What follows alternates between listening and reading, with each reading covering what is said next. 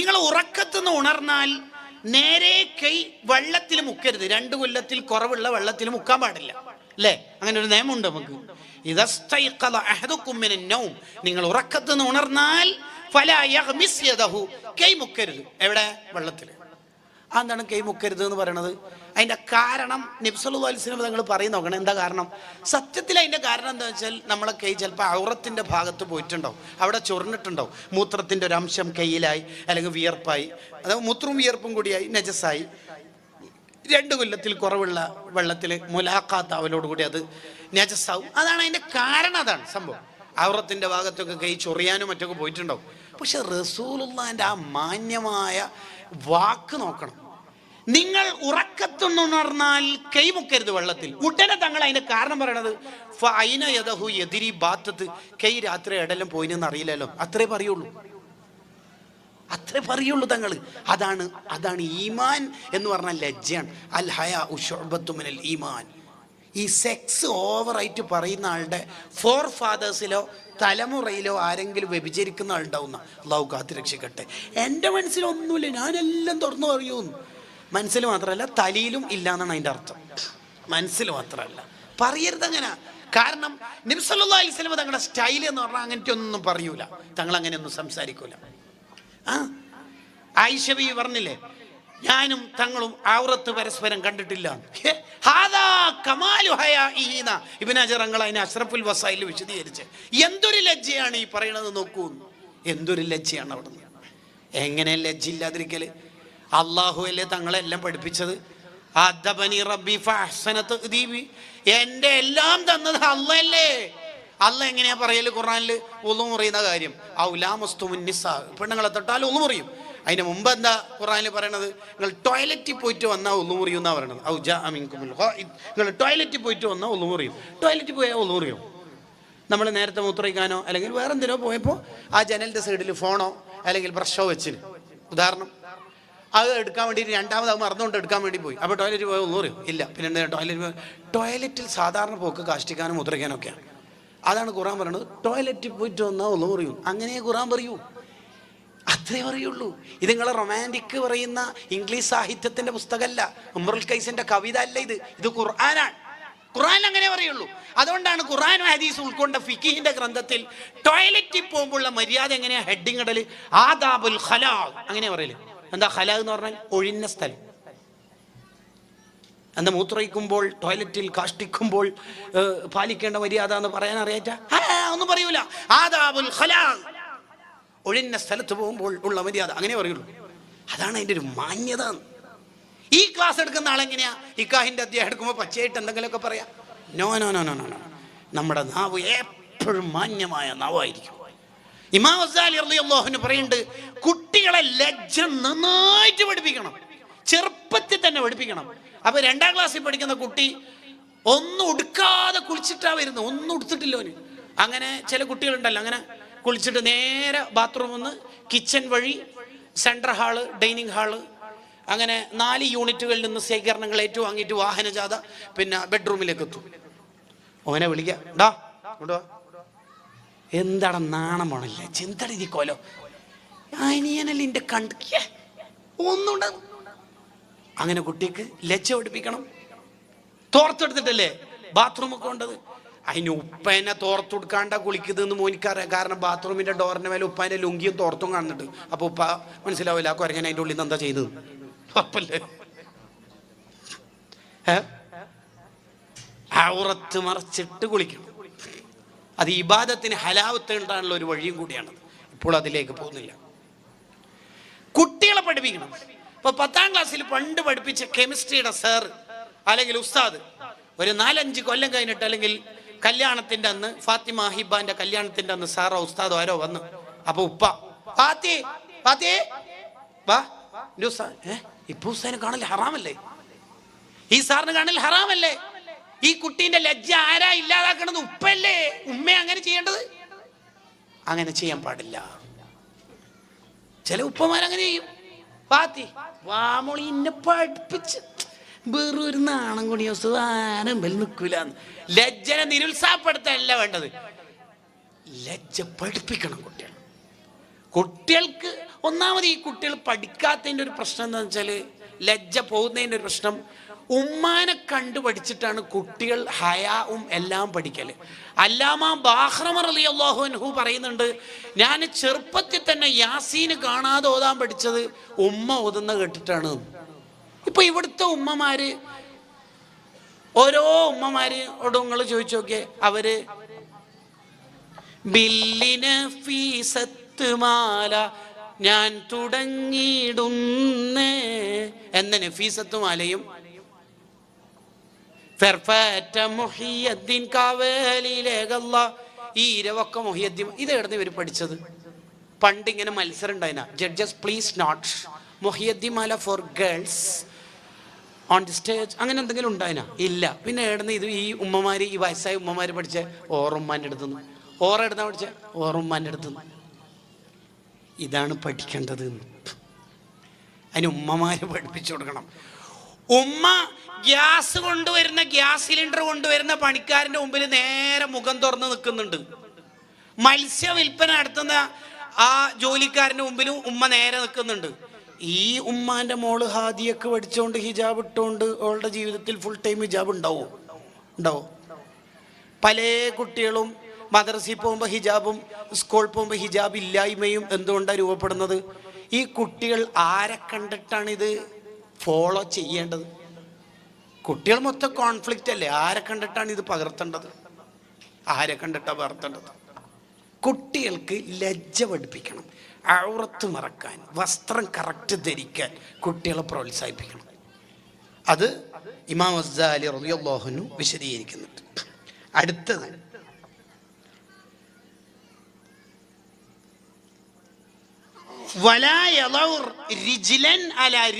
കാലിന്റെ മേലെ കാല് വെച്ചിട്ട് ഇരിക്കുന്ന സ്വഭാവം ഉണ്ടാവും ചെറിയ പിള്ളേർക്ക് തന്നെ, പ്രത്യേകിച്ച് സോഫ മേലൊക്കെ. അപ്പുറത്തെ ആൾക്കാരൊക്കെ ഉണ്ടാവും, കാല് തോഴ്ത്ത് പറയണം. ഒറ്റ വട്ടൊക്കെ പറഞ്ഞാൽ മതി, കുട്ടികൾ നന്നാവും.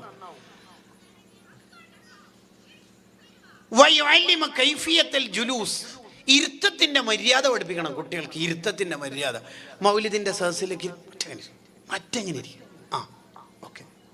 പറഞ്ഞു കൊടുക്കണം, കുട്ടികൾക്ക് പറഞ്ഞു കൊടുത്താൽ മതി. കുട്ടികളെ മക്കളല്ലേ, നന്നാവും. ഓവറായിട്ട് സംസാരിക്കുന്ന, ടോക്കറ്റീവ് ഉണ്ടാവും, വായാടിയാവുന്ന സ്വഭാവം ഉണ്ടാവും ചില പിള്ളേർ. ഇങ്ങനെ വർത്താനം പറഞ്ഞുകൊടുക്കും.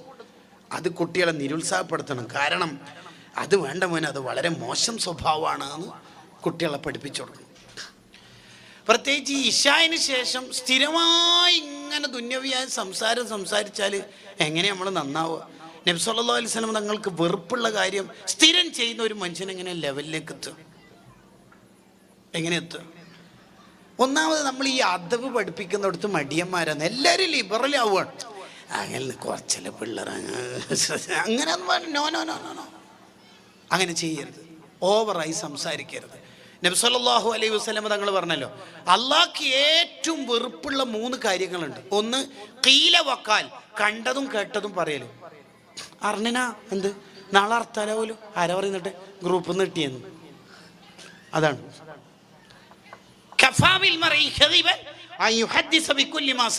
മുസ്ലിമിന്റെ ഹദീസ. കേട്ടത് മുഴുവൻ പറയൽ തന്നെയാണ് ഒരുത്തൻ കളവ് പറയുന്നവനാവാനുള്ള കാര്യം. പറയരുത്. പ്രത്യേകിച്ച് ദീനി കാര്യം അറിയാണ്ട് പറയരുത്, ഹറാമാണ്.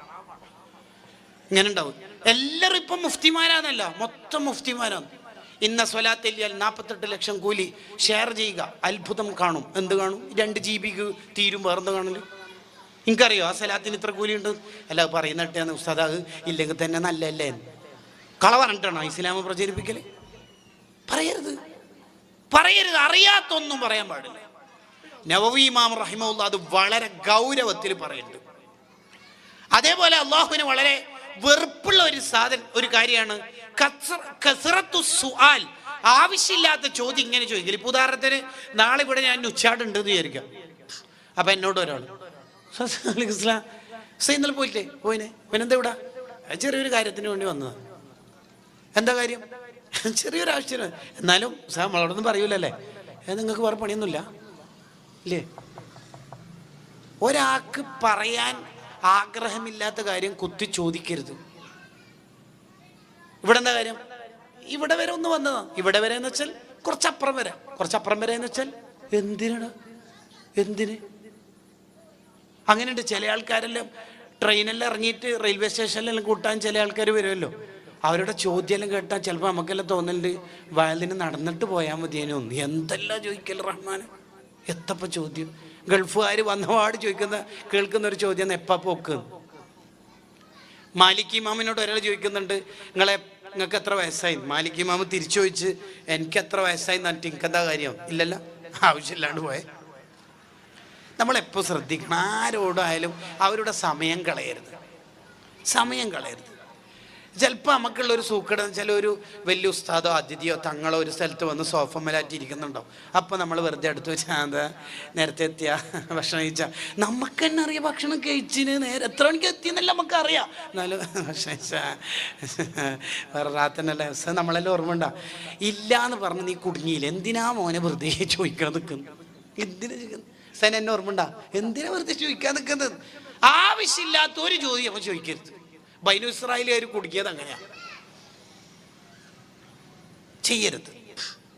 ആവശ്യമില്ലാത്ത ചോദ്യം ചോദിക്കും. അങ്ങനെയുണ്ട് ചില സ്ഥാപനത്തിൻ്റെ ഒക്കെ കിസ്സൊക്കെ അങ്ങനെ പരിപാടി കാണാം. ഖദീജ ബീവിയുടെ മൂത്തമാരെ മോൻ്റെ പേരെന്താന്നാലും ചോദിക്കും. കിസ്സേ ഒരാവശ്യം ഉണ്ടാവില്ല. എന്താ അതിനെ കൊണ്ടൊക്കെ ഉപകാരം? ചോദിക്കരുത്. മനസ്സ് വേദനിപ്പിക്കുന്ന ചോദിക്കരുത്. ചിലപ്പോൾ അവർക്ക് ശമ്പളം പറയാൻ മടിയുണ്ടാവും. എന്താ ചോദിക്കുന്നത്? ചോദിക്കരുത്. അങ്ങനത്തെ ഒന്നും ചോദിക്കരുത്. ഇപ്പൊ ചിലപ്പം ചില ഉസ്താദുമാര് നമുക്കൊരു ഗൗരവപ്പെട്ട ആളായിട്ട് തോന്നും. എങ്ങനെ തോന്നല്? മൂപ്പർ ഒന്നും നമ്മളോട് മിണ്ടിയില്ല, കുറേ സമയം ഒന്നിച്ച് ട്രെയിനിലുണ്ടായിരുന്നു, കാറിലുണ്ടായിരുന്നു, ഒന്നും മിണ്ടിയില്ല. എന്നിട്ട് പിറ്റേന്ന് ഫേസ്ബുക്കിൽ ഇടുകയും ചെയ്യും. എന്തൊരു കഷ്ടം എന്ന് പറയണ്ടേ. ഇമാം ഗസാലി റളിയല്ലാഹു അൻഹുവിന്റെ കൂടെ ഒരാൾ യാത്ര ചെയ്തു. എത്ര? 3 മാസം. എവിടെ? ട്രെയിനിലാ, കാറിലാ? അല്ല, കുതിരപ്പുറത്ത്. ഇങ്ങനെ ഒട്ടിച്ചേർന്ന് നിന്നിട്ട് ഇങ്ങനെ യാത്ര ചെയ്തു. ഒട്ടിച്ചേർന്ന് നിന്നിട്ട് യാത്ര ചെയ്തു. എത്ര കാലം? 3 മാസം. ദിക്റും സ്വലാത്തും ഖൈറും ഇൽമും തന്നെ വായിൽ. ആരുടെ? ഗസാലി ഇമാമിന്. ഇയാളോടൊന്നും വേണ്ടിയിട്ടൊന്നുമില്ല. 3 മാസം കഴിഞ്ഞിട്ട് ഗസാലി ഇമാമ് ലക്ഷ്യസ്ഥാനത്തേക്ക് എത്തി. കുറേ സ്ഥലത്ത് പോകാനുണ്ടായി, എത്തി. എന്നിട്ട് ഇയാളോട് ചോദിച്ചു, നിങ്ങളെ നാടെവിടെ? ഡമസ്കസ്. ആ, നല്ല നാട്. ഇയാൾ പറയുന്നുണ്ട്, യാത്ര ചെയ്ത ആൾ പറയുന്നുണ്ട്, ഇതല്ലാത്തൊരു വർത്താനം ഗസാലി ഇമാം പറഞ്ഞിട്ടില്ല. എന്തിനാ സമയം കളയേണ്ട ആവശ്യം? നമ്മളൊക്കെ ആരുടെയും സമയം കളയരുത്. നമ്മളും ഓവറായി സംസാരിക്കരുത്. കാരണം നബി സല്ലല്ലാഹു അലൈഹി വസല്ലമ തങ്ങൾ പറയുന്നുണ്ട്, വ ഇന്ന അബ്അദകും ഇലയ്യ, എനിക്ക് നിങ്ങളിൽ ഏറ്റവും വെറുപ്പുള്ള ആള്, വ അബ്അദകും മിന്നി മജ്ലിസൻ യൗമൽ ഖിയാമ, ആഖിറത്തിൽ എന്നോട് ഏറ്റവും ദൂരത്തുള്ള ആള് അസ്സർസാറൂൻ, സർസാർ എന്ന് പറയുന്നവരാണ്. തിർമിദി ഇമാം സർസാറിന്റെ വിശദീകരണം അൽ കസീറുൽ കലാം, ഹുവൽ കസീറുൽ കലാം, ഓവറായി സംസാരിക്കുന്ന ആൾ, ടോക്കറ്റീവ്, തുരുതുരോ വർത്താനം പറയാം. അങ്ങനത്തെ ആളാവരുത്. കുട്ടികളെയും ഓവറായി ആവശ്യമില്ലാത്ത കാര്യം ഇങ്ങനെ പടപടാ പറയുന്നത് നിരുത്സാഹപ്പെടുത്തണം. ഇനി അടുത്തത്, വയുംനഉ മിനൽ ഹലിഫി റഅ്സൻ സ്വാദിഖൻ കാന ഔ കാദിബൻ, സത്യം ചെയ്യുന്ന സ്വഭാവം. ബാക്കിയും കൂടി ഈ വാർത്ത വായിക്കാം. ഹത്താ ലാ യഅ്താദു ദാലിക ഫി സിഗരി, ചെറുപ്പത്തിൽ തന്നെ ആ സ്വഭാവം നിരുത്സാഹപ്പെടുത്തണം. വല്ലാഹി സത്യം, ഞാൻ സത്യമായിട്ട് നിസ്കരിച്ചിട്ടാ വരുന്നത്, കാല് നോക്കി. അതൊന്നും സത്യം ചെയ്യാൻ പറയരുത്. അത് കള്ള സത്യമായാലും നിസ്കരിച്ചിട്ട് തന്നെ വരുന്നത്, എന്നാലും സത്യം ചെയ്യിപ്പിക്കരുത്. ഇമാം ഷാഫി റളിയല്ലാഹു അൻഹു പറയണ്ടല്ലോ, ഞാൻ ചെറിയ പ്രായം മുതലേ ഈ സത്യം ചെയ്യുന്ന സ്വഭാവം ഇല്ല. അള്ളാൻ ഇങ്ങനെ സത്യം ചെയ്യാനുള്ള നാട്ടക്കുറ്റിയാക്കരുത് എന്ന് ഖുർആനിൽ പറയുന്നുണ്ട്. അള്ളാനെ വെച്ചിട്ടല്ലേ ഈ വർത്താനം? വല്ലാഹി വല്ലാഹി ഒരു ഗൗരവപ്പെട്ട കാര്യമല്ലേ അത്? കുട്ടികളിൽ അതുണ്ടാവരുത്. സത്യം പറയും വല്ലാഹി. ഉപ്പേനെ ചോദിക്കുന്നുണ്ടെങ്കിൽ എങ്ങനെയാ കുട്ടി നന്നാവുക? കുട്ടികൾക്ക് അത് നിരുത്സാഹപ്പെടുത്തി കൊടുക്കണം. അതാണ് അടുത്തത്. മഹാൻ തുടരുകയാണ്,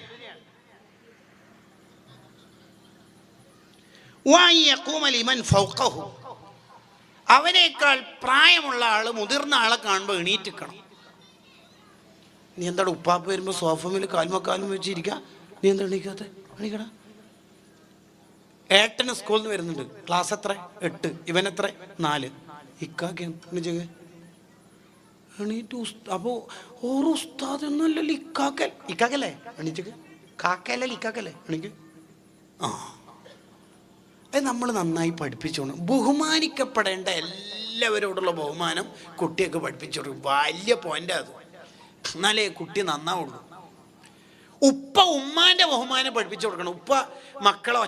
ഉപ്പ മാത്രം ഇരുന്നിട്ട് പറഞ്ഞു കൊടുക്കണം, നിങ്ങൾ ഉമ്മാനെ തീരെ, ഉപ്പ ഗൾഫിൽ നിന്ന് എല്ലാം അറിഞ്ഞു കേട്ടാ, ഉപ്പാനോട് ഭയങ്കര സ്നേഹവും കാര്യങ്ങളൊക്കെ ഉണ്ട്, ഉമ്മാനെ തീരെ അനുസരിക്കണില്ലല്ലേ, ഉമ്മാനെ അറിയാം നിങ്ങൾക്ക് എത്ര കഷ്ടപ്പെട്ടിട്ട് നിങ്ങളെല്ലാം വളർത്തി.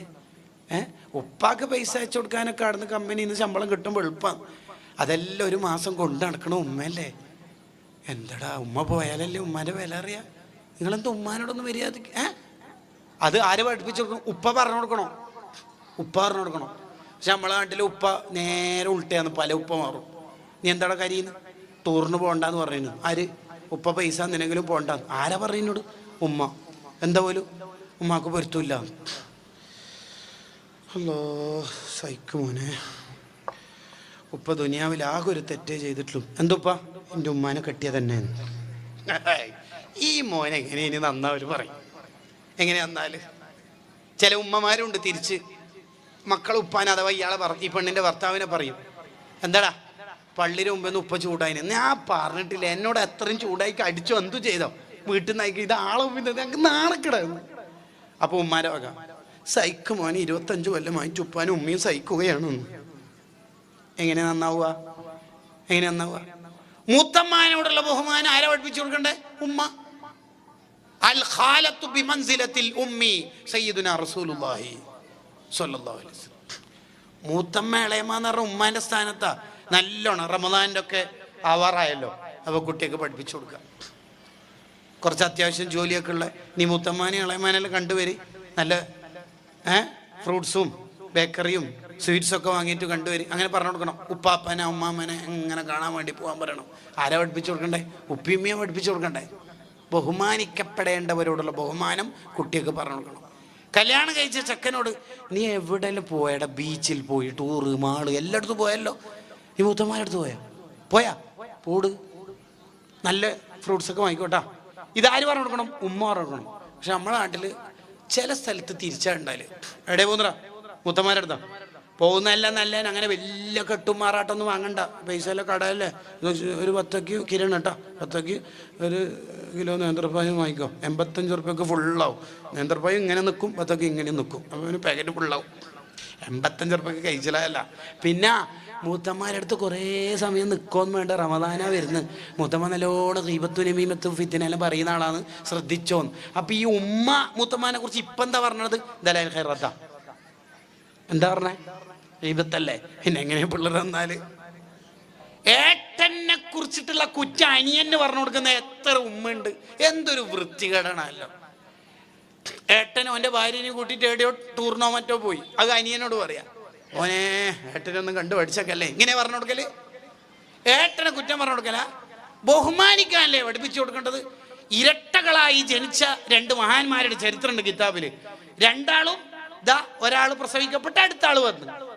ആദ്യം വന്ന ആൾ ജ്യേഷ്ഠനാണല്ലോ, രണ്ടാമത് വന്ന ആൾ അനുജനും. ഈ അനുജനായ മഹാൻ പറയുന്നുണ്ട്, എൻ്റെ ജീവിതത്തിൽ ഒരു വട്ടം പോലും എൻ്റെ ഇക്കാക്ക ജ്യേഷ്ഠന്റെ കൂടെ ഞാൻ നടന്നിട്ടില്ല, ബേക്കിലല്ലാതെ കൂടെ നടന്നിട്ടില്ല. മുമ്പിൽ നടന്നിട്ടില്ല എന്ന് മാത്രമല്ല, ഒന്നിച്ചെന്നെ നടന്നിട്ടില്ല, ബേക്കിൽ മാത്രം. കാരണം ഉമ്മ പഠിപ്പിച്ച കാക്കയാന്നട്ടാ. എപ്പോ ഒരു 2-3 സെക്കൻഡിന്റെ വ്യത്യാസത്തില് പ്രസവം നടന്ന ഇരട്ടകളെ കുറിച്ചായി സംസാരം. അപ്പോഴാ നമ്മളെ നാട്ടിൽ എന്ത് പറയാ, അവര് വലിയ വ്യത്യാസമൊന്നുമില്ല, അവരെ ആകെ 2.5 കൊല്ലത്തെ വ്യത്യാസമേ ഉള്ളൂ. അതിനെ പറഞ്ഞു കൊടുക്കല്. അങ്ങനെ ഉമ്മ പറഞ്ഞു കണ്ടത്. അതാണ് നേരത്തെ ഒരാളുടെ കമന്റ് കേട്ടിട്ടില്ല നിങ്ങള്? ഈ കിതാബി പറഞ്ഞ പോലെ നമ്മളെ മക്കളെ പാരന്റിങ് നടത്തിയാൽ നമ്മളെ മക്കളെ എങ്ങനെ നന്നാവാതിരിക്കുക? എങ്ങനെ നന്നാവാതിരിക്കുക? അപ്പൊ കുട്ടികൾക്ക് ബഹുമാനം പഠിപ്പിക്കണം. എന്നിട്ട് ഈ വന്നാക്ക് സീറ്റ് കൊടുക്കാൻ എപ്പോഴും കുട്ടീനോട് പറഞ്ഞു കൊടുക്കണം. കൂടെ അല്ലെങ്കിൽ അടുത്തിരിക്കാനും അവരോട് പറയാൻ കുട്ടികൾക്ക് പറഞ്ഞു കൊടുക്കണം. ഇനിയാണ് വളരെ പ്രധാനപ്പെട്ട ആശയം. ഞാൻ എൻ്റെ പ്രഭാഷണം ദീർഘിപ്പിക്കണില്ല.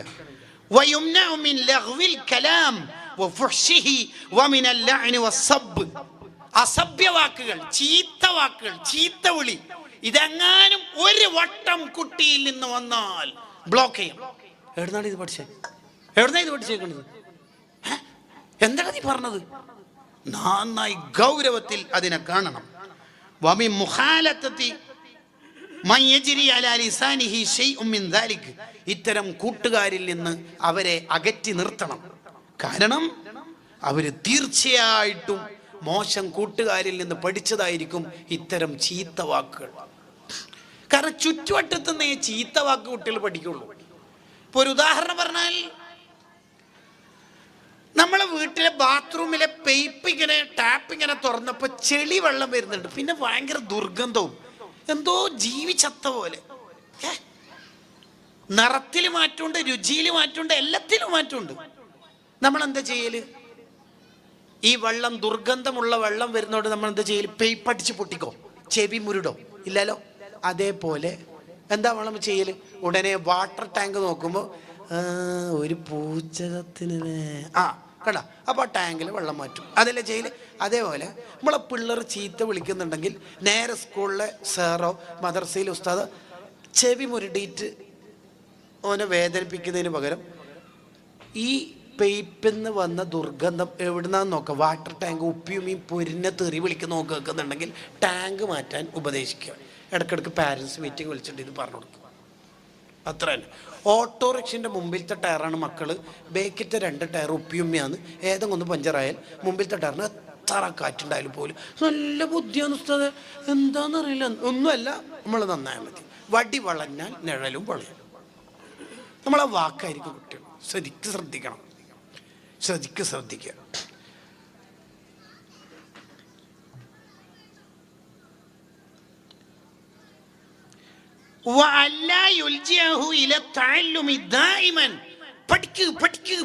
പഠിക്കുന്ന പറഞ്ഞിട്ട് ഇങ്ങനെ കുട്ടികളെ കരിയർ പ്രഷർ നടത്തും ചില രക്ഷിതാക്കൾ.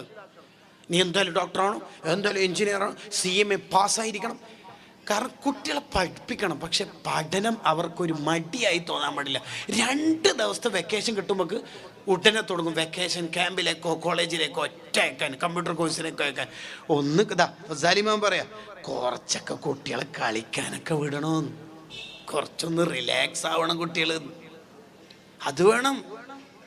കരിയർ പ്രഷർ ഇപ്പോഴത്തെ കുട്ടികൾ നേരിടുന്ന ഒരു പ്രശ്നമാണ്. അതുകൊണ്ടാണ് ഒരു കുട്ടി 10ാം ക്ലാസ്സിലേക്ക് പാസ്സായി എന്ന് വിചാരിക്കാം. ഫാത്തിമ, ഓള് ബാത്റൂമിൽ പോയിട്ട് ഒള്ളോടുത്ത്, ഓൾക്ക് ഒള്ളുവിൽ ചെറിയ വസ്വാസായിട്ട് പിന്നെ ഒള്ളോടുത്ത്, അല്ലെങ്കിൽ ടോയ്ലറ്റിൽ പോയിട്ട് മൂത്രമൊഴിക്കുമ്പോൾ പിന്നെ എന്തോ ഒരു വേദന, അങ്ങനെ എന്തോ ഒരു 5 മിനിറ്റ് ഡിലേ ആയി. അന്നേരം ഉമ്മ ഫാത്തേ SLC ആണേ, ഓർമ്മണേ, അങ്ങനെ. ഓക്കെ, കുട്ടി എന്തോ ഒന്ന് ഇന്നലെ രാത്രി കുറച്ചധികം പഠിച്ചിട്ട് ഉറങ്ങിപ്പോയിട്ട് ഒന്ന് ഇങ്ങനെ സാധാരണ 5:30 അല്ലെങ്കിൽ 4:30 എണീക്കുന്ന കുട്ടി 5:35 4:35 ഫാത്തേ എണീച്ചിട്ടില്ല, SLC ആണ്.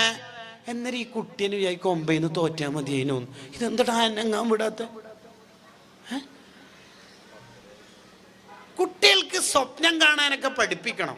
പക്ഷേ സ്വപ്നം കാണുന്നതിൽ നല്ല തന്നെ പറക്കണമെങ്കിൽ ചിറകും വേണം. പോത്ത് വിചാരിക്കുക നമുക്ക് പറക്കണോ? നടക്കൂല. എത്ര വലുതായാലും നടക്കൂല. പുഴു വിചാരിക്കുന്നത് നാളെ പൂമ്പാറ്റിയാകുന്നതിന് മുമ്പ്, നാളെ ചിറക് വരുന്നതിന് മുമ്പ്, നാളെ മുതൽ പറക്കണം. അതിന് നടക്കും. കാരണം 45 ലക്ഷം അഡ്മിഷൻ തന്നെ കൊടുക്കേണ്ട കോഴ്സിൽ ഈ ദാരിദ്ര്യത്തിൽ ജീവിക്കുന്ന കുടുംബം ഓൻ അങ്ങനെ പറഞ്ഞാൽ എങ്ങനെ ഉണ്ടായാലും? ഓനിക്ക് മര്യാദ അറബി അക്ഷരം തന്നെ വായിക്കാൻ കഴിയാത്ത ഒരുത്തനെ ഇഫ്ലു ഖുർആനിൽ ചേർത്താൽ എങ്ങനെ ഉണ്ടാവും? SLCക്ക് തന്നെ എങ്ങനെയോ കഷ്ടി ജയിച്ച ഒരുത്തനെ പിടിച്ച് സയൻസിൽ തള്ളിയിട്ടാൽ എങ്ങനെ ഉണ്ടാവും? ഓരോരുത്തരുടെ കരിയർ എന്ന് പറഞ്ഞാൽ അവരുടെ കൊക്കിനൊതുങ്ങുന്നത് മാത്രമാകുക. അവരെ പഠിപ്പിച്ചിട്ട് അവർക്ക് പഠനം ഒരു മടുപ്പുണ്ടാകാൻ പാടില്ല. ഞാൻ എൻ്റെ വിഷയം അവസാനിപ്പിക്കുകയാണ്. അള്ളാഹു നമ്മുടെ മജ്‌ലിസ് സ്വീകരിക്കുമാറാവട്ടെ. ഇനിയും കുറേ പറയാനുണ്ട്. നിങ്ങൾ ദീർഘമായ പഠനത്തിന് ഇമാം ഗസാലി റളിയല്ലാഹു അൻഹു ഇഹ്യാ ഉലൂമുദ്ദീൻ, ഇബ്നു ഹജർ അൽ ഹൈതമി റളിയല്ലാഹു അൻഹുവിൻ്റെ തഹ്രീറുൽ മഖാൽ എന്നീ ഗ്രന്ഥങ്ങൾ നോക്കിയാൽ മതി. ഈ വിഷയത്തിൽ ഖലമുൽ ഇസ്ലാം കോടമ്പഴ ഉസ്താദിന് ആലമുൽ ഔലാദ് എന്ന് പറയുന്ന ഒരു കിതാബുണ്ട്. അള്ളാഹു ഉസ്താദിന് നല്ല ആഫിയത്തുള്ള ദീർഘായുസ് നൽകുമാറാവട്ടെ. ചെറിയൊരു ചരിത്രം ബറക്കത്തിന് വേണ്ടി പറഞ്ഞ് ഞാൻ എൻ്റെ സംസാരം അവസാനിപ്പിക്കാം. ബറാഅത്ത് രാവാണ് വരുന്നത്. റമദാനാണ് നമ്മൾക്ക് ഇനി വരാനുള്ളത്. നന്നായി തൗബ ചെയ്ത് ശുദ്ധിയായിട്ട് വേണം റമദാനിനെ സ്വീകരിക്കാൻ.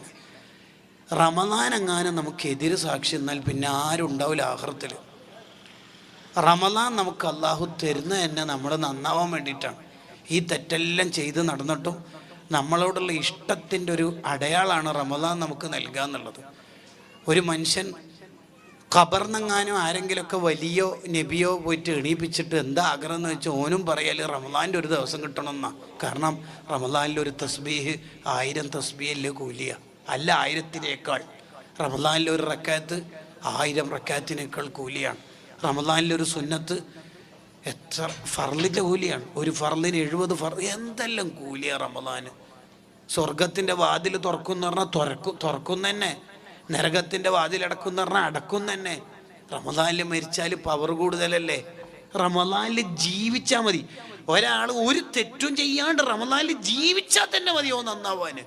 ഒരു തെറ്റും ചെയ്യാതെ റമദാനെ യാത്ര അയച്ചാൽ റമദാൻ തന്നെ അയാളെ കുറിച്ച് നല്ല പറയും. അപ്പോൾ ബനല്ലാഹു ലഹു ബൈത്തം ഫിൽ ജന്ന, അയാൾക്ക് സ്വർഗത്തിൽ അല്ലാഹു ഒരു വീട് കൊടുക്കും. തൊബ്രാനിൻ്റെ ഹദീസിൽ കാണാം റമദാനിലെ ജീവിതം. അതുകൊണ്ടല്ലേ നബിയെ ഞാൻ എൻ്റെ സുഹൃത്തുക്കളായ 2 ആളെ സ്വപ്നത്തിൽ കണ്ടു.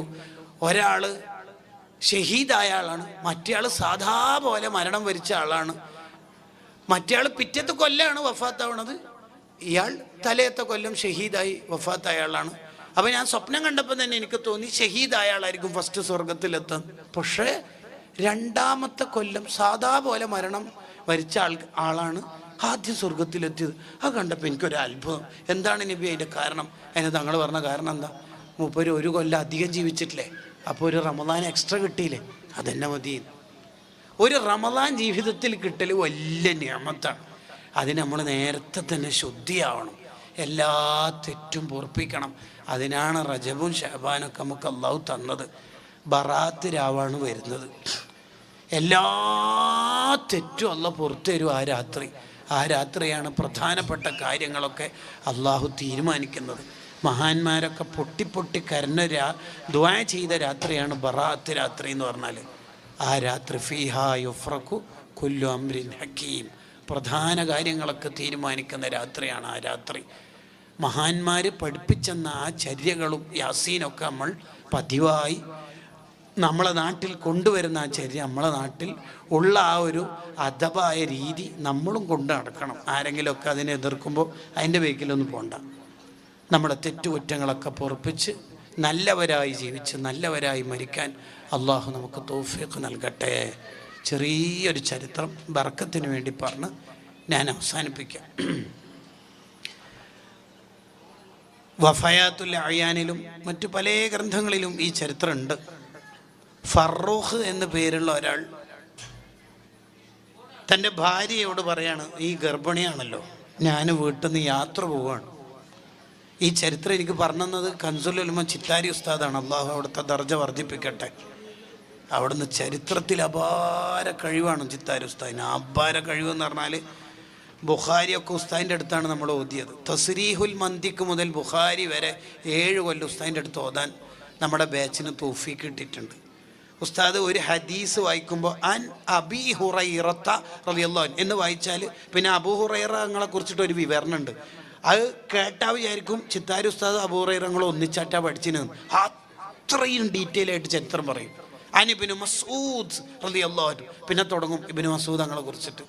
ബുഖാരിയുടെ ഒരു ഹെഡിങ് വായിച്ചാൽ ചിലപ്പോൾ 1 മണിക്കൂറൊക്കെ ആ ഹെഡിങ് വിശദീകരിക്കും. അത് 4-5 ഷറഹ് ഫത്തുൽ ബാരിയും ഇനി ഉംദത്തുൽ കാരിയും ഇർഷാദു സാരിയും എല്ലാ ഫൈല് ഏത് ഷറഹ് എടുത്ത് നോക്കിയാലും ഉസ്താദ് പറഞ്ഞത് ഫുള്ള് കിട്ടുകയും ചെയ്യില്ല. അപാര കഴിവാണ് ഉസ്താദിൻ്റെത്. ഉസ്താദ് പറഞ്ഞെന്നൊരു ചരിത്രമാണിത്. പിന്നീട് കിതാബിൽ കണ്ടു. ഇത് ഫറൂഖ് എന്ന് പറയുന്ന ആള് തൻ്റെ ഭാര്യയോട് പറഞ്ഞു, ഈ ഗർഭിണിയാണല്ലോ, പ്രസവിച്ചാലേ കുട്ടീനെ നന്നായി ഇൽമു പഠിപ്പിക്കണം. അതിന് 30,000 ദിർഹം വെള്ളി ഭാര്യൻ്റെ കയ്യിൽ കൊടുത്തു. ഫറൂഖ് യാത്ര പുറപ്പെട്ടു. നീണ്ട കാലത്തിന് ശേഷം, ഏകദേശം 27 കൊല്ലത്തിന് ശേഷം ഫറൂഖ് വീട്ടിലേക്ക് തിരിച്ചു വന്നു. അത്രയും നീണ്ട കാലത്തിന് ശേഷം. എന്നിട്ട് വാതിൽ മുട്ടി. ചെറുപ്പക്കാരനായ ഒരാൾ പുറത്തേക്ക് വന്നിട്ട് ചോദിച്ചു, എന്താ നമ്മളെ വീട്ടിൽ കാര്യം? നമ്മളെ വീട്ടിലോ? എൻ്റെ വീടാണ് ഇത്. എന്നിട്ട് നിങ്ങൾ അതിക്രമിച്ച് കയറിയിട്ട് നിങ്ങളെ വീടെന്ന് അവകാശവാദം ഉന്നയിക്കണത്? എവിടുന്നോ ഒരാൾ ഇങ്ങോട്ടേക്ക് വന്നിട്ട് നിങ്ങളെ വീട് എന്ന് പറഞ്ഞാൽ നമ്മളെങ്ങനെ വിശ്വസിക്കുക? വാക്ക് തർക്കമായി. നാട്ടുകാർ ഒരുമിച്ച് കൂടി പ്രശ്നമാവോ എന്നുള്ള ഒരു അന്തരീക്ഷത്തിലേക്ക് എത്തി. അപ്പോഴാണ് ഉള്ളിൽ നിന്നൊരു സ്ത്രീയുടെ ശബ്ദം, നാട്ടുകാർ നിങ്ങൾ പോയിക്കോളി, ഈ വന്ന ആള് എൻ്റെ ഭർത്താവാണ്, 27 കൊല്ലം മുമ്പ് ഒരു യാത്ര പോയതാണ് കച്ചവടം മറ്റൊക്കെ ആവശ്യമായിട്ട്. അന്ന് ഞാൻ ഗർഭിണിയായിരുന്നു. പിറ്റത്തെ കൊല്ലം പ്രസവിച്ച മോനാണ് ഇത്. ഇപ്പം 26 വയസ്സുള്ള മോനാ.